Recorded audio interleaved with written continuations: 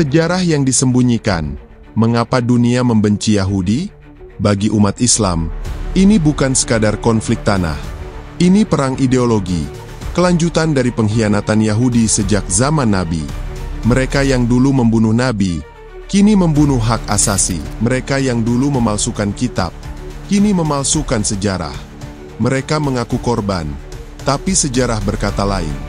Jika dunia masih curiga, mungkin karena Yahudi belum pernah memberi alasan untuk dipercaya. Bagaimana menurutmu? Nonton video ini sampai habis, agar tidak sesat.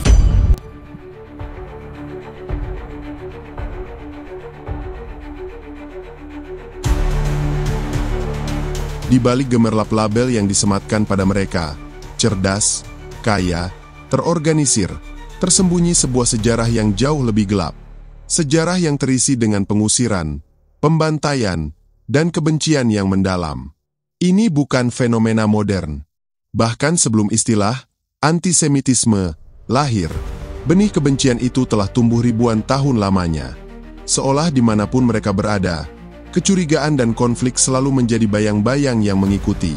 Tapi benarkah mereka hanyalah korban dari kebencian membabi buta? Ataukah ada sisi lain dari cerita yang sengaja disembunyikan dari kita semua?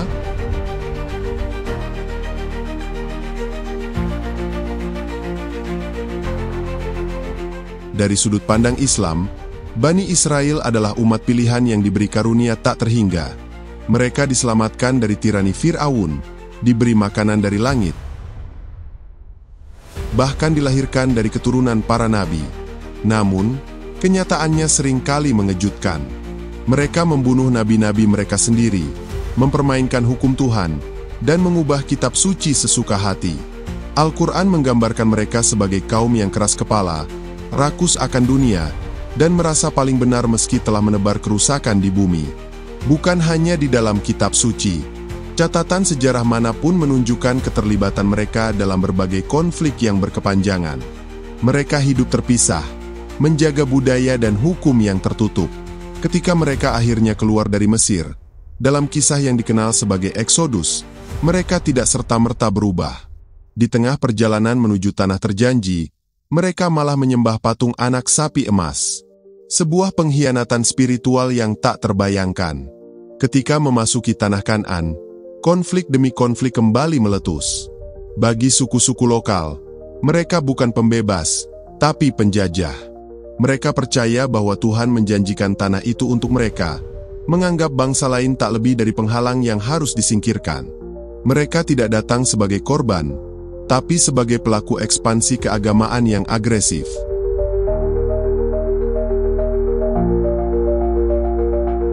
Puncaknya adalah konflik dengan bangsa Romawi. Yerusalem dihancurkan. Kuil mereka luluh lantak pada tahun 70 Masehi. Ini bukan sekadar penaklukan. Ini adalah hukuman sosial atas pemberontakan yang berulang.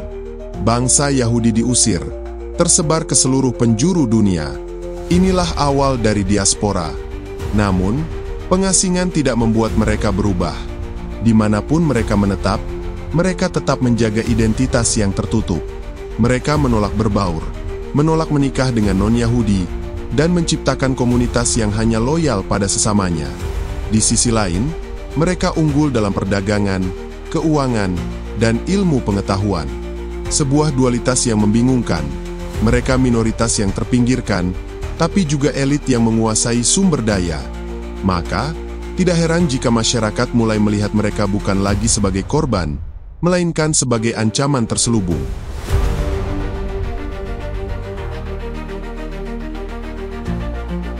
Ketika kekristenan menguat di Eropa, kebencian terhadap Yahudi mendapat bahan bakar tambahan. Mereka dituduh sebagai pembunuh Yesus, sebuah narasi yang diterima luas selama berabad-abad. Namun, tuduhan ini tidak hanya bersifat keagamaan.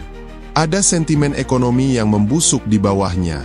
Mereka mengambil peran sebagai rentenir, memungut bunga dari pinjaman, dan mengendalikan keuangan kerajaan. Sementara rakyat jelata tenggelam dalam kemiskinan, para Yahudi hidup mewah di komunitas eksklusif mereka. Kecurigaan pun memuncak. Mereka dituduh melakukan ritual rahasia yang melibatkan darah anak-anak Kristen, sebuah narasi yang dikenal sebagai blood libel. Mungkin tuduhan ini mengada-ada, tapi narasi tersebut tumbuh subur karena sikap mereka yang tertutup dan penuh rahasia. Dalam psikologi sosial, ini memicu distrust, rasa tidak percaya yang berkembang menjadi paranoia massal.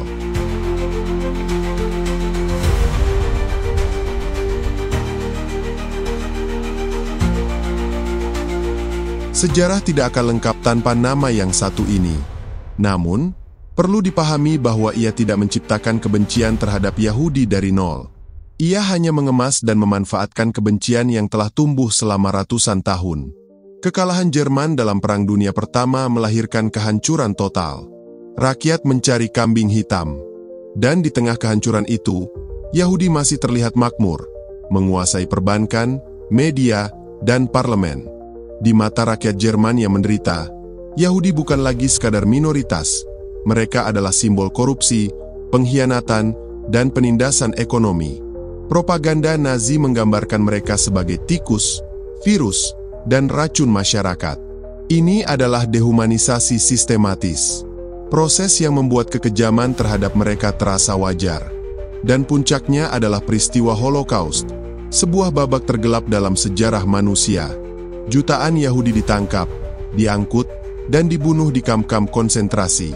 Namun, narasi yang sering terlupakan adalah bagaimana banyak warga Eropa sebenarnya tidak membela Yahudi. Di Prancis, Belanda, dan Hungaria, banyak masyarakat lokal justru membantu Nazi menangkap Yahudi. Mengapa? Karena kebencian ini bukan hanya datang dari ideologi satu orang. Ia hidup dalam hati banyak orang yang selama ini memendam amarah.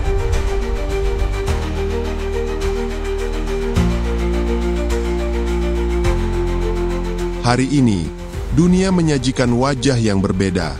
Yahudi menjadi salah satu kelompok paling berpengaruh di dunia. Mereka mengendalikan industri keuangan, media global, dan perusahaan teknologi. Tapi kekuasaan itu tidak datang begitu saja. Ia dibangun perlahan, sistematis, dan dibungkus dengan propaganda simpati serta narasi korban yang tak pernah selesai. Disinilah narasi Islam berbeda. Dalam perspektif Islam, Yahudi bukanlah sekadar kelompok yang tertindas. Mereka adalah umat yang diberi nikmat, namun terus-menerus menyalahgunakannya. Maka, konflik modern di Palestina bukanlah soal ras atau politik semata, melainkan persoalan sejarah panjang pengkhianatan dan arogansi. Tragedi yang dialami Yahudi tidak pernah menjadi alasan bagi mereka untuk menganiaya bangsa lain. Ironisnya, mereka yang dulu diburu dan dibakar, kini menjadi pemburu dan penjajah, merampas tanah dan memenjarakan rakyat Palestina. Simpati global yang mereka kumpulkan dari kisah Holocaust digunakan untuk membenarkan penjajahan.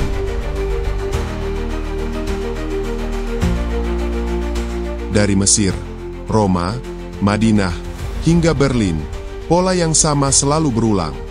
Mereka memposisikan diri sebagai korban, tapi dalam banyak bab sejarah, mereka adalah aktor yang turut menciptakan permusuhan itu sendiri. Mereka menolak integrasi tapi ingin perlindungan.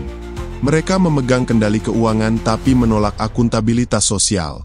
Maka, jika hari ini dunia masih melihat Yahudi dengan kecurigaan, itu bukan hanya karena propaganda. Itu karena sejarah belum pernah benar-benar memberi alasan untuk percaya. Semoga video ini dapat menambah wawasan keilmuan bagi kita semua. Sampai jumpa dalam kisah-kisah lain yang mengubah cara kita melihat dunia. Akhirul kalam kami mengucapkan wassalamualaikum warahmatullahi wabarakatuh.